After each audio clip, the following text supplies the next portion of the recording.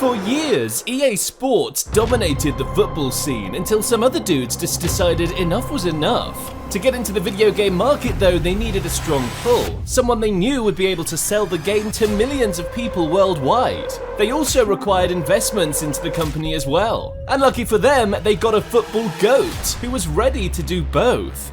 With Cristiano Ronaldo as the face of the UFL now, there's serious belief that he could very well become the next game ready to step up and maybe even dethrone EAFC. But when they're put side by side, how do they compare? Right, I'm pretty sure everyone knows EAFC by now. They're the most popular football game in the world. It's in the game. Thing is, the world knew the current EAFC video game as FIFA. FIFA goes back as far as 1993, in connection with EA Sports. And over the years, the game has grown into a household franchise. They fought off competition from the likes of Konami's Pro Evolution Soccer, and by the 2010s, thanks to the vast amount of resources, FIFA had become the dominant force in football's video game market. However, rumors had started circulating that EA and FIFA were having issues.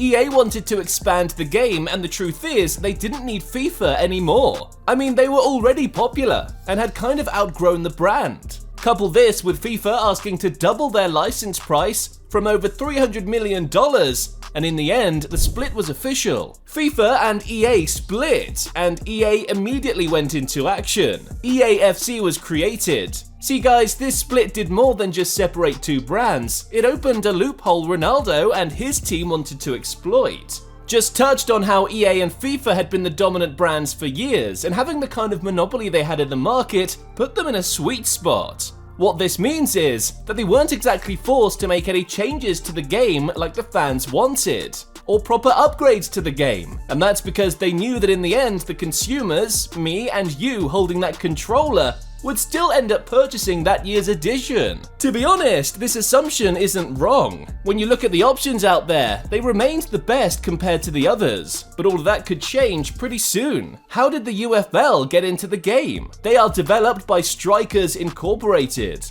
They're supposed to be the new guys on the block from a video game perspective, but the truth is, they aren't exactly new. See, according to the CEO of Strikers Incorporated, Eugene Nashilov, the game has been in development for over 5 years. What this means is they've been carefully studying the video game market since 2019, right about the time FIFA and EA had that groundbreaking deal with UEFA to include UEFA competitions in the video games and exclusively topple the other competition. Now we can place both video game brands side by side, and the first obvious difference between the two is UFL trying to fix a shade they noticed in EAFC. Fair to play. That's what they're about it, and this is a direct shade on FIFA. FIFA Ultimate Team racks in approximately $1.62 billion each year. It's essentially a pay-to-win system. Ultimate Team is a pretty big deal. It's not necessarily the best players who win matches in this aspect of the game, but the guys who have the better teams. And to get a well-equipped team,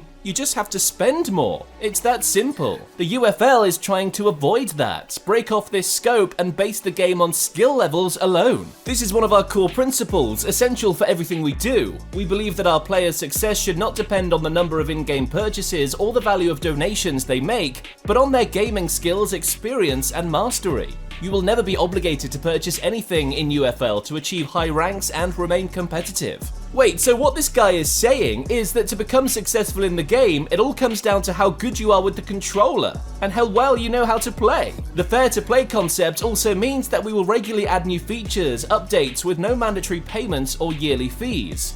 Free-to-play is an established distributional model in the gaming industry, and one we want to bring to the football simulation genre. We believe the fair-to-play model will make our game much more appealing for all the football lovers out there. In essence, the UFL is coming out to state that they won't charge people to play the game like EAFC does. But just how free is this free game from the UFL? It isn't entirely free, so here's how it works. The UFL will be free to download, but it'll depend on players making in-game purchases, also known as microtransactions. This effectively makes it a pay-to-win game, doesn't it? Well, according to our guy Nashilov, it isn't. It's not a pay-to-win game. Any player in the game you can buy for soft currency, which you can earn through playing. If you want to get Ronaldo, you can grind and get him. It's not a chance story where you can get a pack. We're trying to build a model that will not be aggressive to the mass audience. especially the aspect related to getting players from loot boxes. So it isn't pay to win then.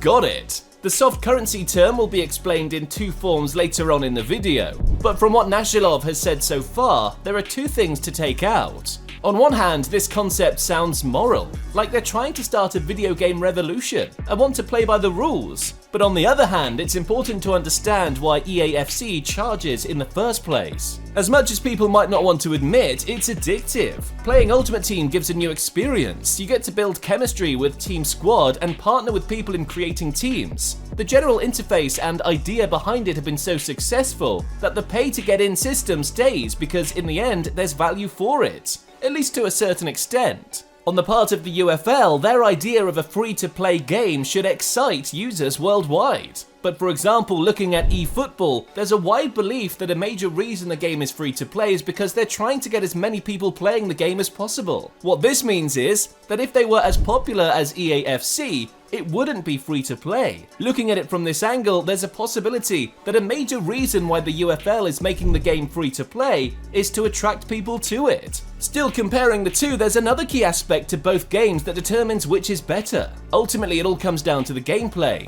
Given how long they've been around for, when it comes to in-game features, EA leads the way. Through balls and the general passing is better on EAFC. I mean, they've been around for long. Shouldn't be expecting less. But the reason this is getting mentioned is that EA pays attention to little stuff, at least most of it. The introduction of hypermotion technology to the franchise in FC24 was huge. It's a combination of motion capturing and machine learning that ultimately gives more realistic gameplay. What this means is that the way a player like Mbappe runs, kicks the ball, or even jumps is different from the way a player like Erling Haaland or Cristiano Ronaldo does. They've also introduced playstyles too, and I can't lie, this is a really cool feature. According to the game, each player has a different playstyle that makes them unique. From Vinicius's dribbles to Ronaldo's heading, the playstyles for a player show what they can do exceptionally well. New skill moves and cutscenes make the game more fun. EA pays attention to this stuff. On the other hand, when the UFL was released in beta mode allowing players to test the game, it all seemed flat.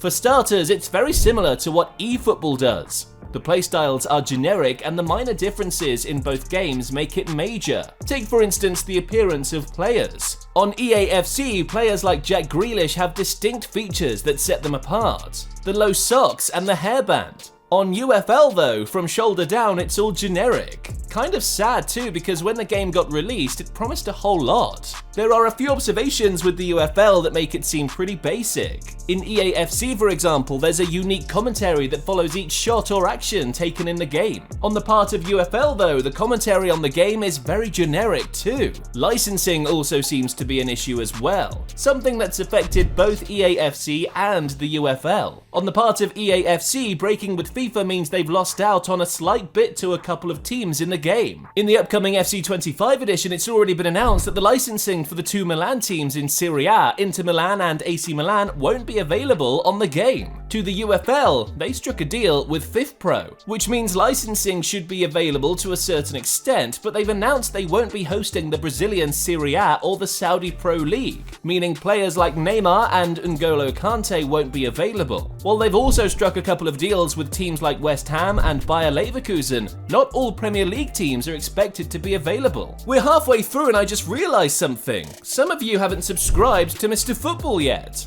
How? Hit that subscribe button down below so you don't miss out on any of the action. See, licensing in games like this is a real issue because it gives it a more realistic view. That's where eFootball fell off and couldn't compete. The use of generic names like Man Red instead of Manchester United, London FC instead of Chelsea, Madrid White. All these names gave the game an off-vibe feeling to it. EAFC on the other hand has acquired licensing for over 17,000 players, which makes the game more realistic. Look at this. If I'm correct, that's supposed to be Mohamed Salah, and while EAFC did a good job of getting a face model that looks similar to him, on UFL, He looks like aged overnight and is now an 80-year-old journeyman on a mission. The player appearances for some players in the UFL can be improved, should be improved even, but on the whole, it isn't bad. They've still done a decent job of at least trying to match the real faces. When it comes to launching a successful video game, the marketing aspect is very key. When EAFC started years back, they developed a tradition of getting the best and most popular players in the world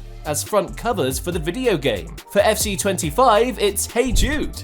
Given the season he had, it's a brilliant marketing strategy, and the UFL seems to have done that too. By the time the game had gone mainstream, they already had players like Kevin De Bruyne, Roberto Firmino, and Alexander Zinchenko as faces and covers in the game. But with Ronaldo in the picture now, it's taken it a whole new level. For the record, getting Ronaldo in the game not just as a sponsor but also as a cover star does two things. First, it's brought in additional funding to the game, and they're trying to use that to make it better. When the news broke out in late 2023 that Ronaldo was joining a group of investors and pushing $40 million into the game, it was wild. For context, Ronaldo had previously been cover for EA Sports when they were still under FIFA. He was the cover for the then 2018 and 2019 editions. He was also the cover for eFootball, when they were still known as Pro Evolution Soccer, the face of the 2013 edition. The point is that the face or name on a video game title goes a long way in determining just how much the game can make from sales that year. Ronaldo is the most followed human in the world. He just recently got to 1 billion followers on all social media platforms. Getting him as the face of the game already creates a buzz and builds anticipation to it.